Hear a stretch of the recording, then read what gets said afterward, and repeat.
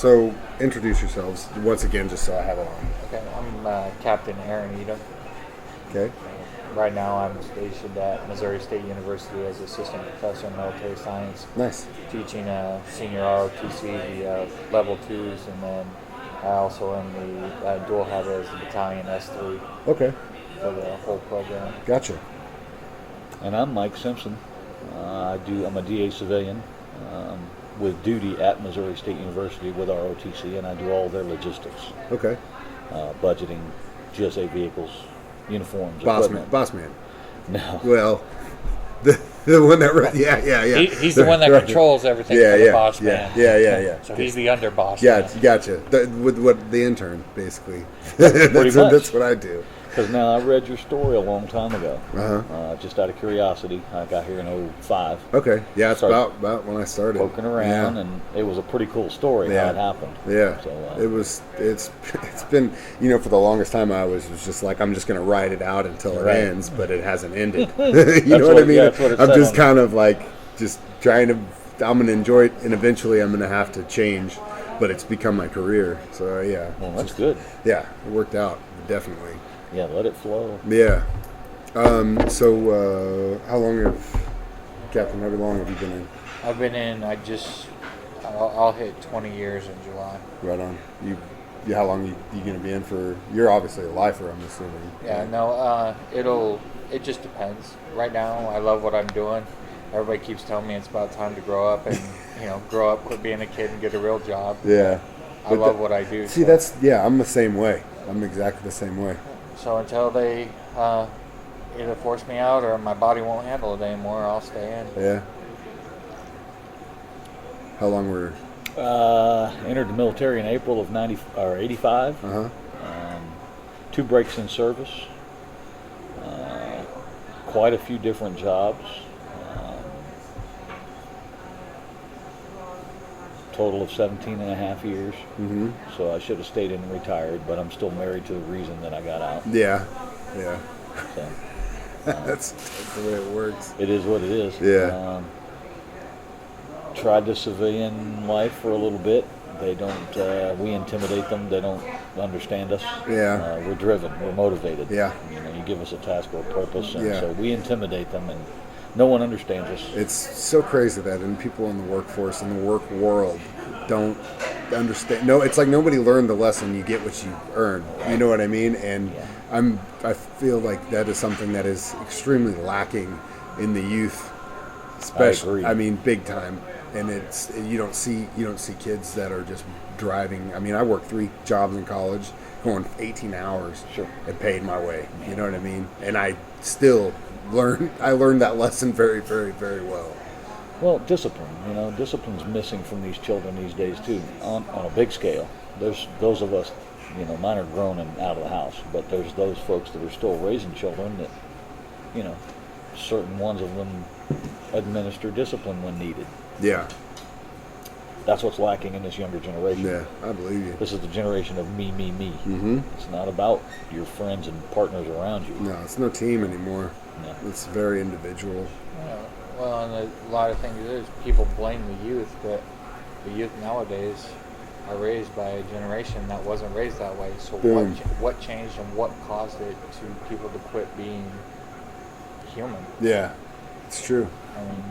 Because I know if I stepped out of line, my tail was either whooped by my dad, my mom, or somebody in my family if they were around. If not, they were getting a phone call from a neighbor, and then I was like treading the hours till mom or dad came walking through the door, and it's like, hopefully I put enough charm in.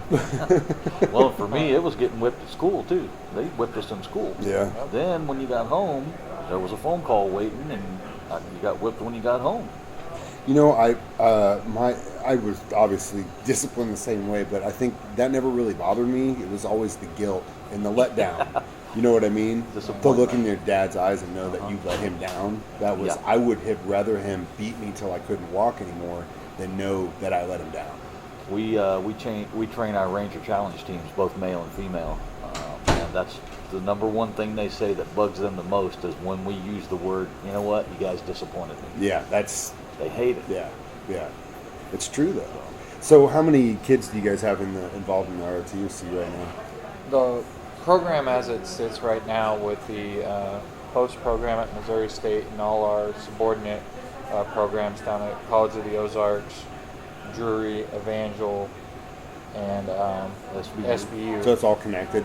I didn't know. We are the main. We are the host program, and then those are our affiliates that filter cadets into our program. But we are the workhorse school that answers to the brigade. Okay, gotcha.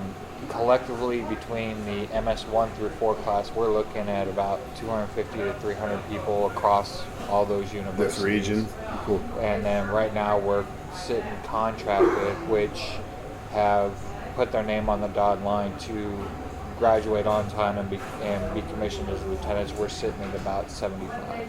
So do these kids, and excuse my ignorance because I obviously didn't go through ROTC, so are these kids ones that enlist, then they go to school, or do they go to the basic, then they go to the school, then they go back out? It's a combination of both. We have National Guard reservists that enlist in the National Guard Reserve. They go to their basic AIT, and then they're like, you know what, they come back 1 weekend a month, 2 weekends a year. They want to go to school, and then they want something more. They want to be a leader, so they join ROTC. It's an S&P simultaneous membership program, so they can keep doing their guard and reserve time, and then they take classes and go to school to get their degree, and then they're commissioned. Okay. We have others that walk off the street. Hey, I'm a college student. What's ROTC about? And they come into the program and then they commission. We have others that compete for national scholarships based on it, what year of scholarship they get. They come in, and that scholarship basically guarantees them a commission at the end. And then we have others that are prior service that exit the military, and the military is an itch and a drug. It's something you want, and it drives you back to it. It's a calling. It's not for everybody, so they come back, and they're like, you know what, I want something more than what I had. And so they go into ROTC and become a officer that way, or active duty green to gold.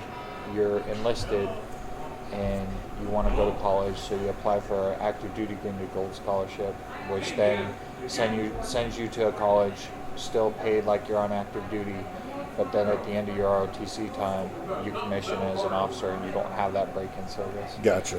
And that's the full Monty of everybody that's involved in ROTC. That's cool. Yeah, you're right. It's a combination of everything.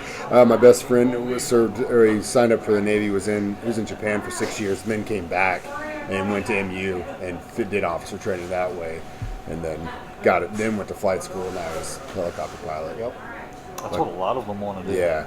He kind of just tests the water and makes sure that it's one he wanted, and then obviously it was, so he stayed in. Well, it's I look back in all these years, and it's the steadiest employment I have ever had. Yeah, it always will be there. Something around the military. Yeah. So, do you teach at MSU too, or just help with instruction. No instruction? No formal instruction. No formal. Yeah. Well, tell me about the military class that you teach. I teach military science 211 and 212, which is their sophomore year classes. This is their first real year that they're getting introduced to the dynamics of leadership, the op order process, the troop leading procedures. We're finishing up our fall semester now, so one of the capstone projects is I have a list of the 100 most influential military leaders in history.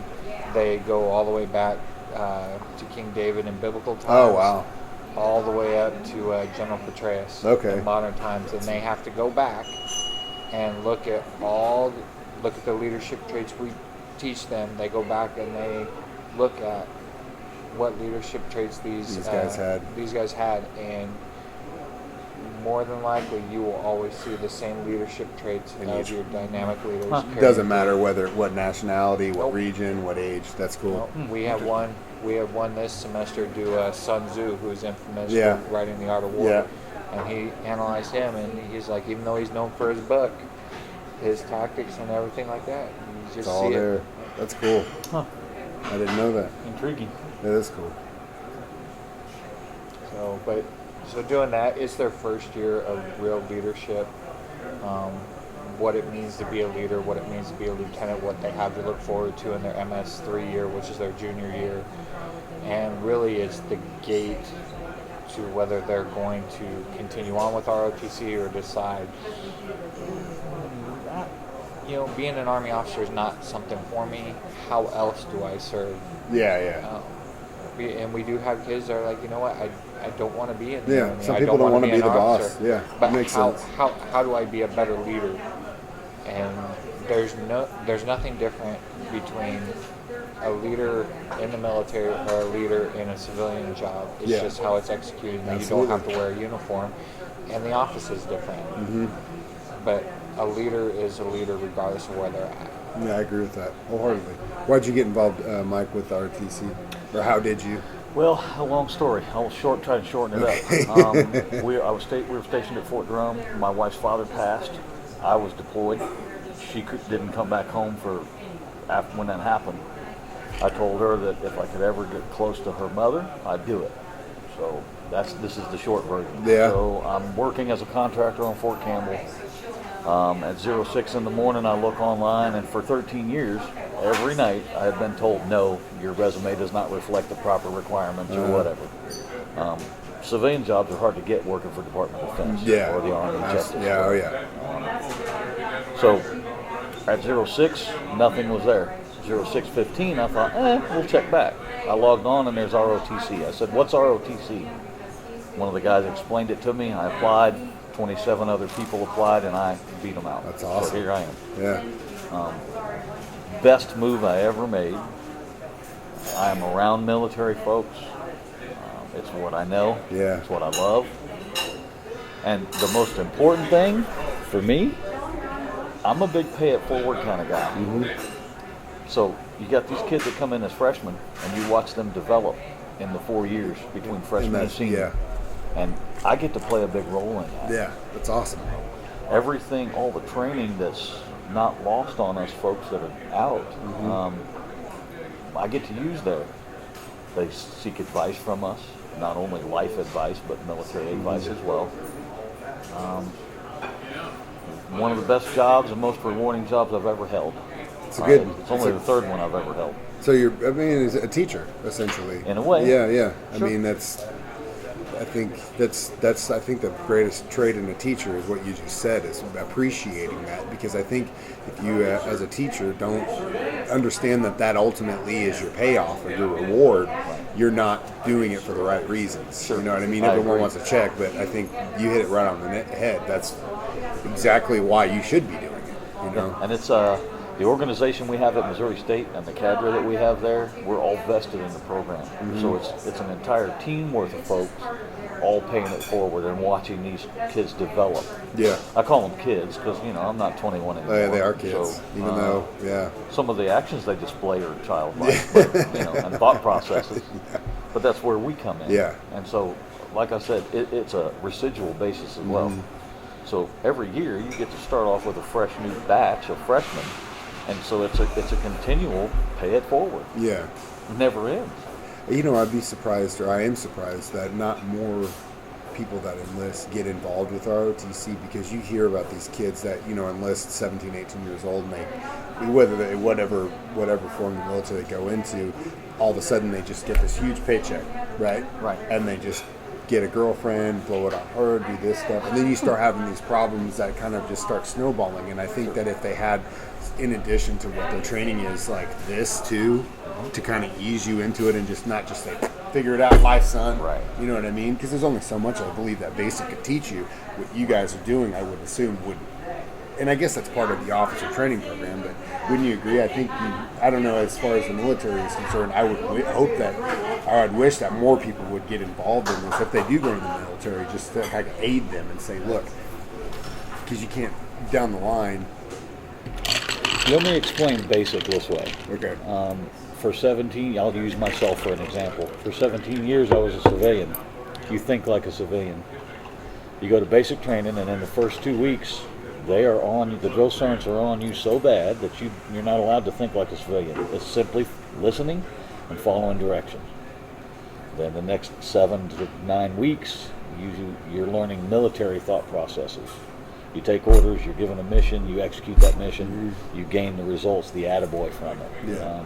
Similar to a police dog who never really gets a treat, he just gets that toy that he thinks is a treat. Yeah. Okay. Then your follow-on training comes on, what they call advanced individual training, AIT. And that's where they incorporate some civilian thinking back into the process. So you're given a little more leeway.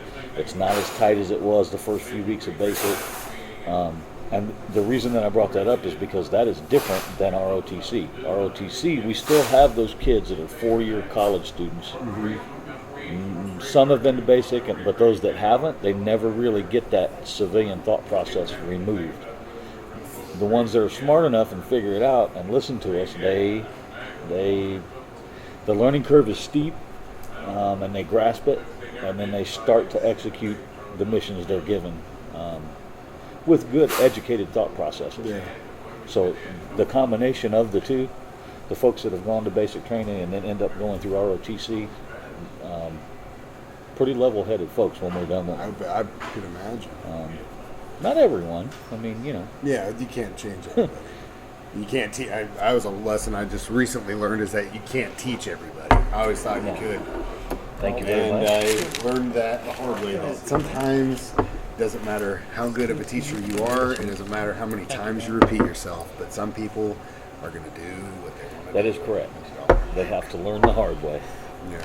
Well, guys, did you have anything you wanted to add? No, I'm good. No. Thank you so much for your service. Oh, you're and welcome. thanks for coming to lunch with me, guys. Hey, I appreciate you asking. I would like to return the favor to Brian Jones one of these days. Yeah.